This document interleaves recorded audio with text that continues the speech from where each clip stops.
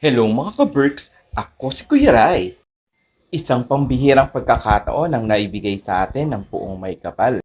Nabigyang pagkakataon tayo na makapunta sa ilang mga lugar na talaga namang pinapangarap ng bawat isa sa atin. Sa totoo lang mga ka-Berks, isa itong pangarap sapagkat hindi ko inakalang makakapunta ako sa El Nido, Palawan at sa Puerto Princesa, Palawan. Sa airport pa lang mga ka-Berks ay labis na ang aking excitement sapagkat alam ko kung gaano kaganda ang ating tutunguhin. Pero sa totoo lang mga ka-Berks, may isa akong iniisip that time. At hindi naman nangyari pero sana sa mga susunod na panahon ay kung gugustuhin natin bumalik sa Palawan ay makita natin ang Ong family dahil sobrang idol na idol ko si Jeo Ong at ang kanyang pamilya. Mas pinili naming sakyan ng Philippine Airlines para sa mas safe na din na travel namin. Sa totoo lang mga ka-Berks ay wini-wish natin habang tayo ay nasa loob ng airplane at hinahanap natin ang ating seat number na sana ay doon tayo sa katabi ng bintana. At sobrang bait sa atin ni Lord sapagkat sa katabi nga tayo ng bintana na upo. Yan ang 54K.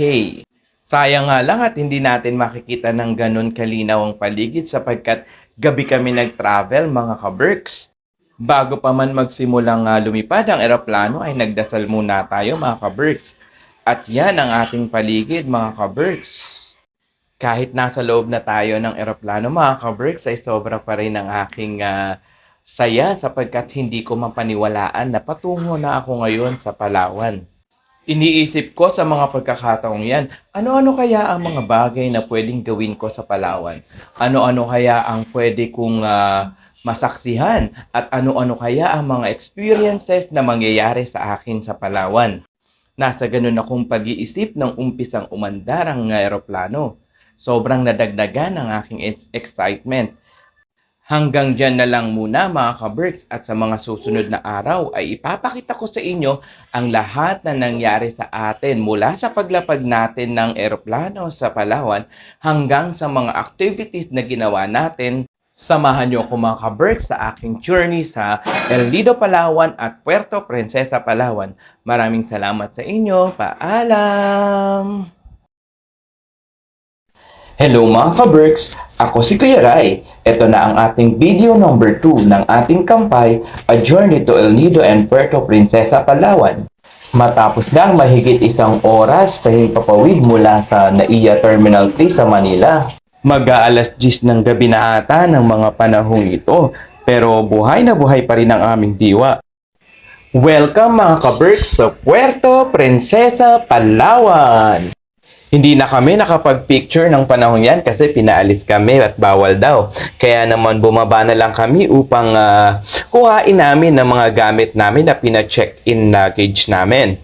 Mula kasi dito sa Puerto Princesa, Palawan ay babiyahe kami ng 6 na oras upang makadating kami sa El Nido, Palawan. Sa El Nido, Palawan kasi namin gaganapin ang 2 araw ng island hopping natin. At ito ang inyong Kuya Rai, mga ka-Berks. Pagod na yan, hindi lang nagpapahalata. Pagod, gutom, at antok na ako ng mga time na yan. Pero syempre, tuloy pa rin tayo dahil kailangan natin kuhain ang mga luggage natin bago tayo sumakay sa sasakyan na ni-rent natin papuntang El Nido, Palawan. Medyo marami ng taong nag-aabang at ito ang mga luggage namin mga ka-Berks. Hindi pa yan ang mga naka-check-in. Madadagdagan pa yan ang mga i-check-in namin. Kalahatian ng biyahe papuntang El Nido ay nag-decide kami na kumain at ang napili nating kainin ay ang Xiaolong. Ito daw ang version ng mga Pilipino sa Vietnamese po. Medyo matamis at maanghang ang lasa nito. Masarap naman po siyang kainin mga ka-Berks. Hanggang dito muna mga ka-Berks, 3 hours pa. Hello mga ka-Berks, ako si Kuya Rai. Ito na ang ating Kampay, A Journey to El Nido and Puerto Princesa, Palawan, video number 3. Dito na magsisimula ang ating basaan moment at ang ating dagat experiences natin mga ka-Berks. Sa totoo lang ay walang naging dull moment ang aming lakad na ito dahil napakasasaya ng aming mga kasama. Salamat nga pala sa nagpahiram ng white cup na yan, si Mr. Alvin G. Daito. Maraming salamat, sir.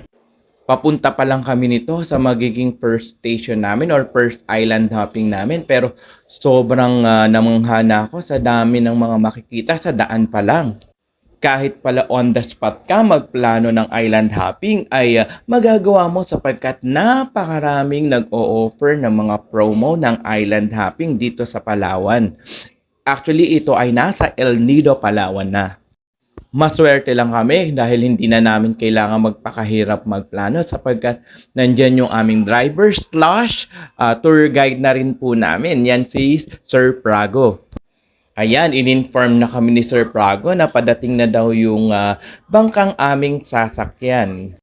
Pansin ko lang nang papunta kami doon sa aming sasakyan na bangka ay napakarami naming nakasalubong na mga foreigners. At yan, kita na nga namin ang dagat. Medyo low tide nung panahon na to, kaya medyo malayo sa pangpang ang tubig. Pero magkagayon pa man, sobrang ganda pa rin ng tubig ng Palawan kahit na medyo malayo at low tide ito. Tunay ngang ito ang tinatawag na last frontier of the Philippines.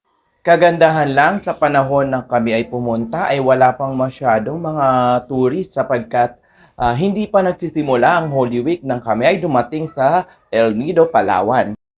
Dahil nga low tide noong mga panahon yun ay di makalapit agad ang bangkang aming sasakyan. Kaya naman nag-ikot-ikot muna kami doon sa lugar kung saan napakadami namin nakita mga restaurant, mga tindahan, mga bilihan ng mga souvenirs at may mga nag-o-offer ng mga iba't ibang promo ng island hopping.